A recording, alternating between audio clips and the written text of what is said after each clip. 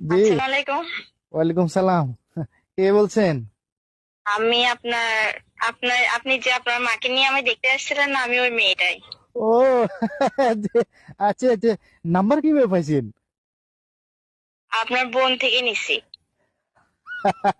আপনার বুদ্ধি আছে, বুদ্ধিমতী। যাক, ভালো লাগলো ফোন দিছেন। কেমন আছেন আপনি?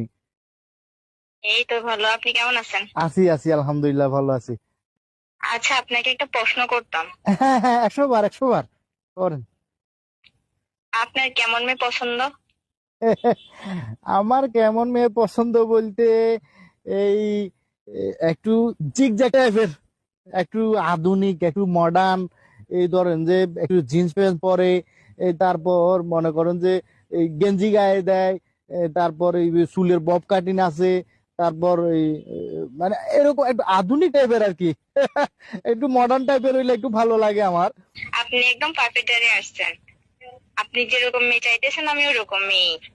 গ্রামে থাকলে কি হবে, আমি শহরের মেয়েদের মধ্যে চলাফেরা করি। আর আমার টিকটকে 1 মিলিয়ন ফলোয়ার্স আছে। 1 মিলিয়ন?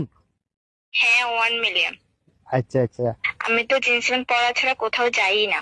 আমি শহরের মেয়ের মতো গেঞ্জি গায়ে দিই। ও আচ্ছা আচ্ছা আচ্ছা। আমি যে লেভেলে স্টাইলিশ মেয়ে, যে আমার চুল লম্বা হইতে দিই না, সবসময় কেটে ছোটই রাখি, বব কাটিং রাখি। ও আচ্ছা আচ্ছা আচ্ছা। তাহলে এবার বলেন, আপনার কি আমাকে পছন্দ হয়েছে? আরে বোন, আপনি জীবনে কোনোদিন শুনছিলেন নে যে কোনো ছেলে, কোনো পুরুষ, কোনো পাত্র বিয়ে করার লা বলি, এই যে সংসার করবে লা বলি, নিজে সারা জীবন কাটা দিবে লা বলি, হ্যাঁ, এই যে ডিজে মার্কা মাইয়া বিয়ে করবো, স্টাইলিশ মাইয়া বিয়ে করবো, আধুনিক মাইয়া বিয়ে করবো, জিন্স প্যান্ট পরা মাইয়া, গেঞ্জি গায়ে দেওয়া মাইয়া, এই যে চুলের বব কাটিং মার্কা মাইয়া বিয়ে করবো, হ্যাঁ, এই মাইয়া যদি বিয়ে করি আই, আর সংসার থাকবো না, আমার জীবন তো টানা টানা হয়ে যাবে।